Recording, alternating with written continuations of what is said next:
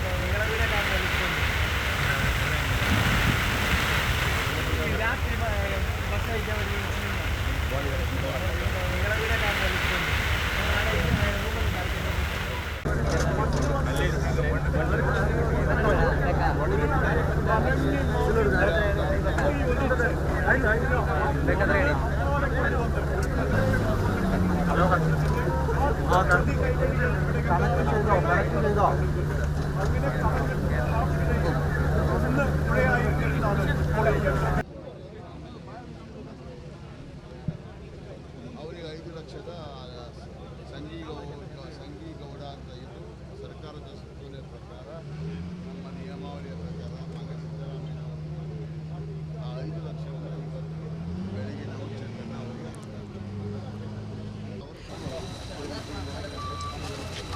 ನದಿ ನೀರಿಂದ ಸ್ಟಾಪ್ ಮಾಡಿಬಿಟ್ಟಿದಾರಲ್ಲ ಇದೇ ಟೈಮ್ಗೆ ನಮ್ಗೆ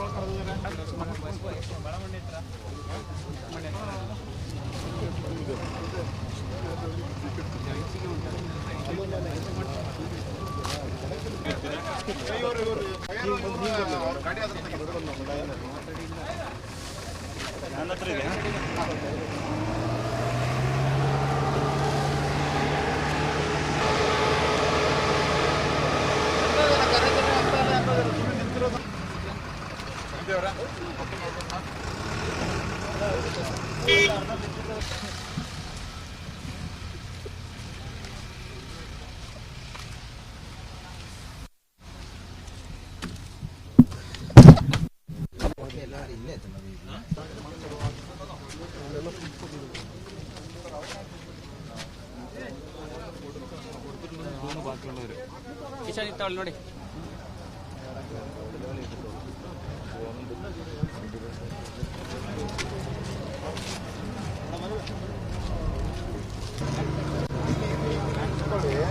ನಾನು ಹಿಂದೆ ಬರ್ತೀನಿ ಹಿಂಗೆಲ್ಲಿ ಮುಂದೆ ಬಂದ್ಬಿಡಿ ಅಷ್ಟೇ ಯಾರು ಬರ್ತಾರೆ ಯಾರು ಬರೋಕ್ಕೆ ಬರುತ್ತೆ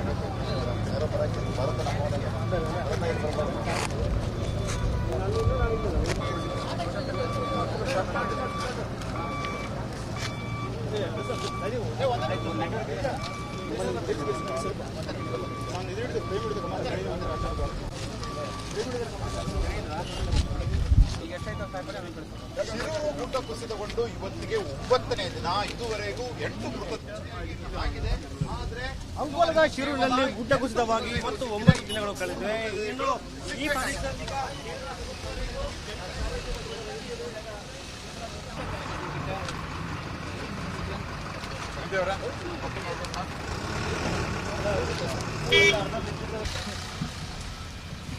ಸೇರಿ ಜನರು ನಿಲುವಳಿ ಪೊಲೀಸರು ಸ್ಥಿರೀಕರಿಸಿದ್ದಾರೆ. പക്ഷേ ഈ പ്രദേശം തന്നെ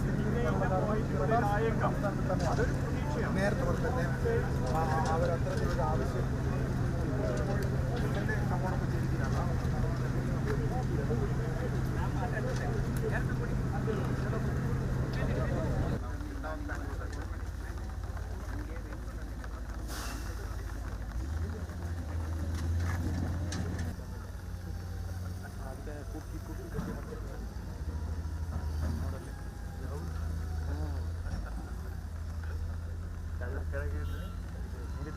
ಒಂಬತ್ತನೇ ದಿವಸದ ಕಾರ್ಯಾಚರಣೆಯನ್ನು ಸ್ಟಾರ್ಟ್ ಮಾಡಿದ್ದೇವೆ. ತಮಗೆಲ್ಲರಿಗೂ ಗೊತ್ತಿದ್ದ ವಿಷಯ, ನಾವು ಭಾಳಷ್ಟು ಪ್ರಯತ್ನವನ್ನು ಪಡ್ತಾ ಇದ್ದೇವೆ. ಅದಕ್ಕೂ ಸಹ ಇವತ್ತು ನಾವು 60 ಫೀಟ್ ಭೂಮಿ ಇದ್ದಂಥ ಒಂದು ಮಷಿನನ್ನು ತಂದ್ವಿ. ಅದರಿಂದ ಕಾರ್ಯಾಚರಣೆ ಸ್ಟಾರ್ಟ್ ಆಗಿದೆ. ಮತ್ತು ಅದಕ್ಕೆ ಬೇಸ್ ಸಹ ಮಾಡಿಕೊಟ್ಟಿದ್ದೇವೆ.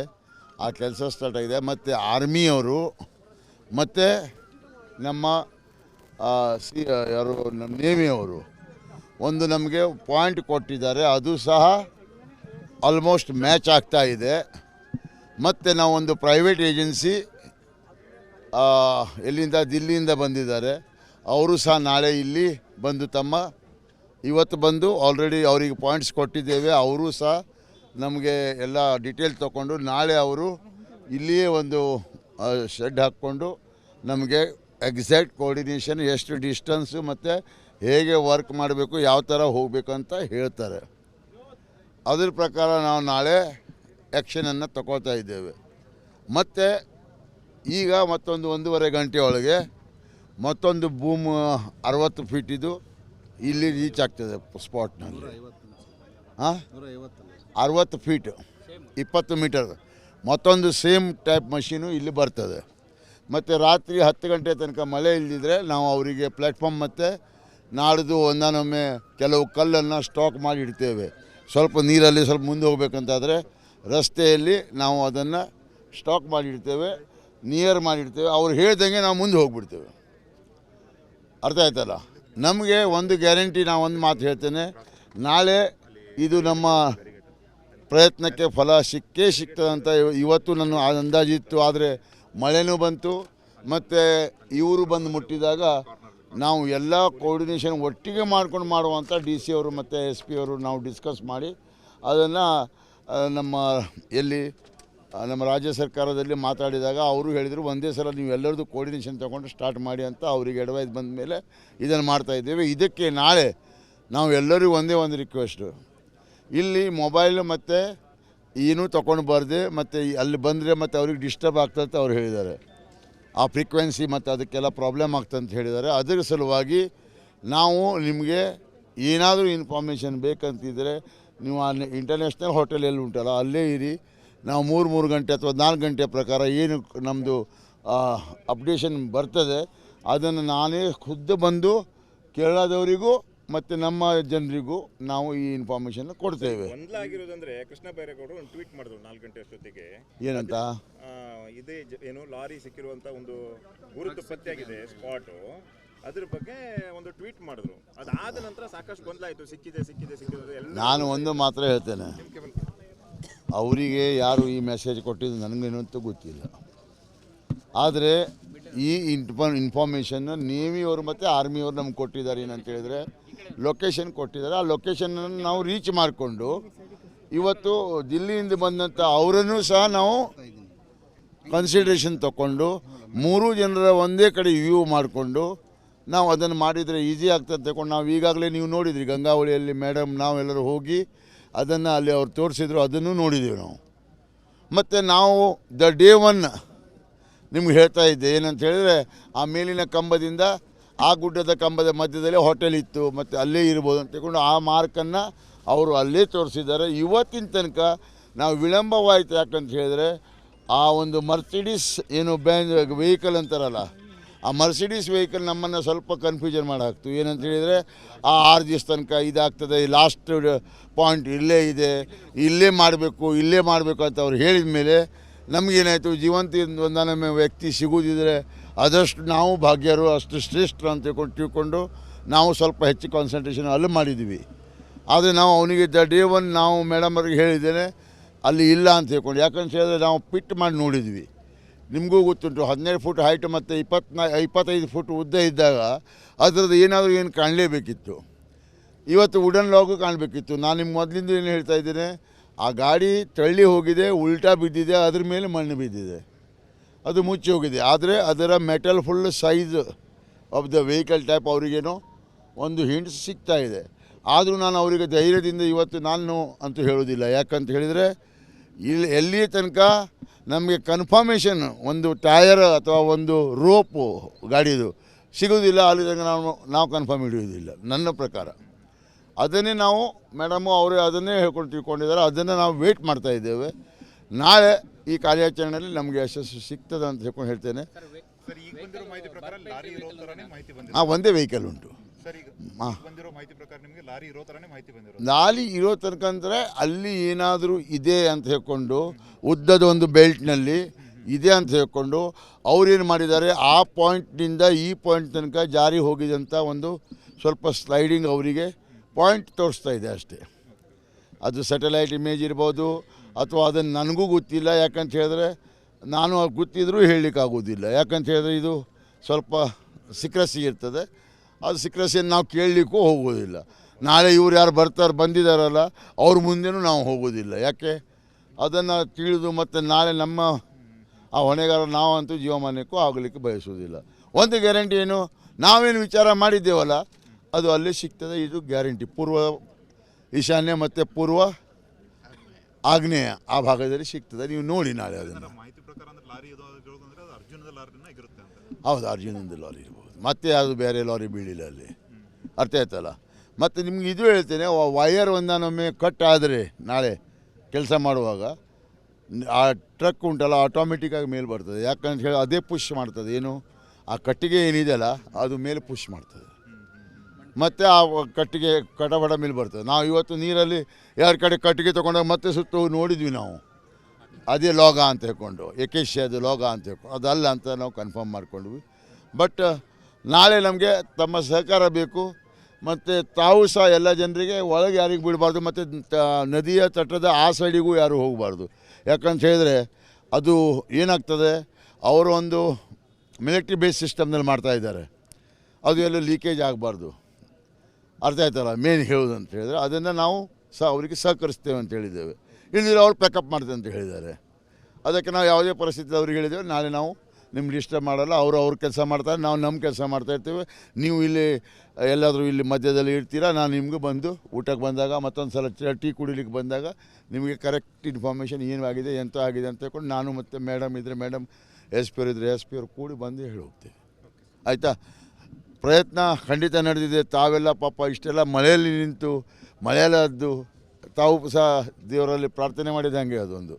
ಈಗ ನೋಡಿ NDRF, NDRF, SDRF, army, navy, ಆಮೇಲೆ IRB, ಅಗ್ನಿಶಾಮಕ, ಫೈರ್, ನಾವು ಪೊಲಿಟಿಷಿಯನು, ಇವರು ಪೊಲೀಸ್ ಡಿಪಾರ್ಟ್ಮೆಂಟ್, ಡಿಸ್ಟ್ರಿಕ್ಟ್ ಅಡ್ಮಿನಿಸ್ಟ್ರೇಷನ್, ಕಂದಾಯ ಇಲಾಖೆ, MI ಎಲ್ಲರನ್ನ ತಂದು ಮಾಧ್ಯಮದವ್ರಿಗೆ ಮಾಡ್ತೇವೆ. ಹೌದು, ಮಾಧ್ಯಮದವರು ಎಲ್ಲರೂ ಪ್ರಯತ್ನವನ್ನು ಮಾಡ್ತಾಯಿದ್ದಾರೆ.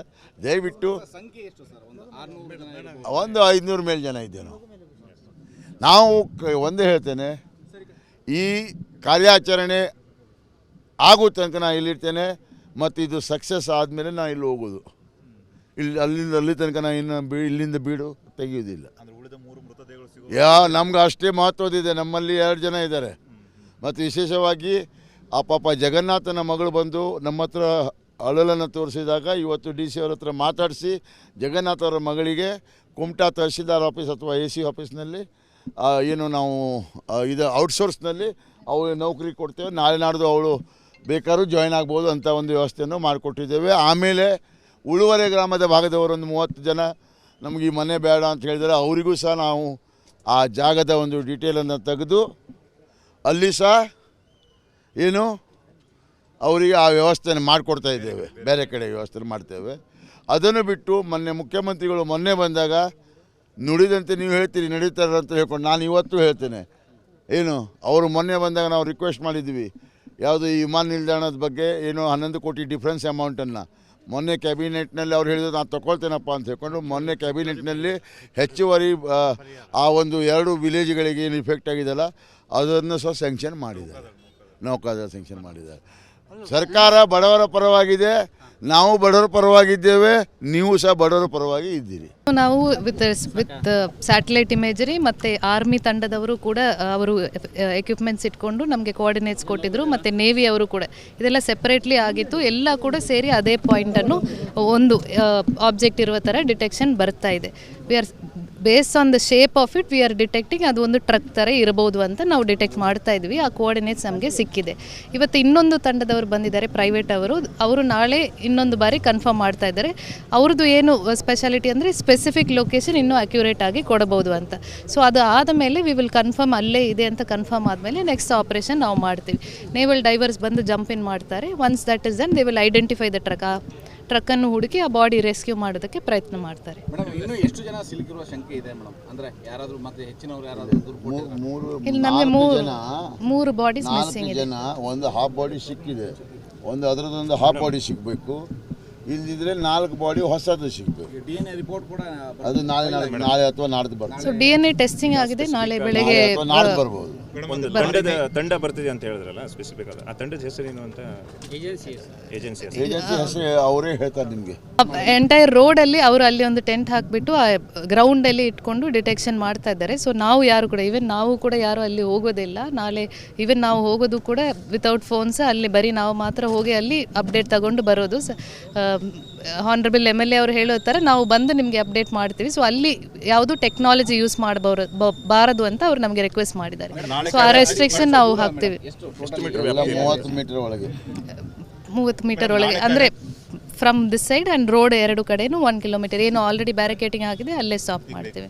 ಮೇಡಮ್, ನಾಳೆ ಕಾರ್ಯಾಚರಣೆ ಬೇಸ್ ಆನ್ ಇವತ್ತಿನ ನಿಮ್ಮ ಮಾಹಿತಿ ಸಿಕ್ಕಿದೆಯಲ್ಲ, ಅದಕ್ಕೆ ಅಷ್ಟೇ ಸೀಮಿತವಾಗಿರುತ್ತಾ ಅಥವಾ ಮತ್ತೆ ಉಳಿದಿದ್ದ? ಇಲ್ಲ, ಆಲ್ರೆಡಿ ನಮಗೆ ಕೆಲವೊಂದು ಪಾಯಿಂಟ್ ಸಿಕ್ಕಿದೆ, ಅಲ್ಲೇ ಇದೆ ಅಂತ. ಬೋತ್ ಆರ್ಮಿ ನೇವಿ ಎಲ್ಲರೂ ಕೂಡ ಸೇಮ್ ಪಾಯಿಂಟ್ ಹೇಳ್ತಾ ಇದ್ದಾರೆ. ಇವರು ಮತ್ತೊಮ್ಮೆ ರೀಕನ್ಫರ್ಮ್ ಮಾಡ್ತಾರೆ.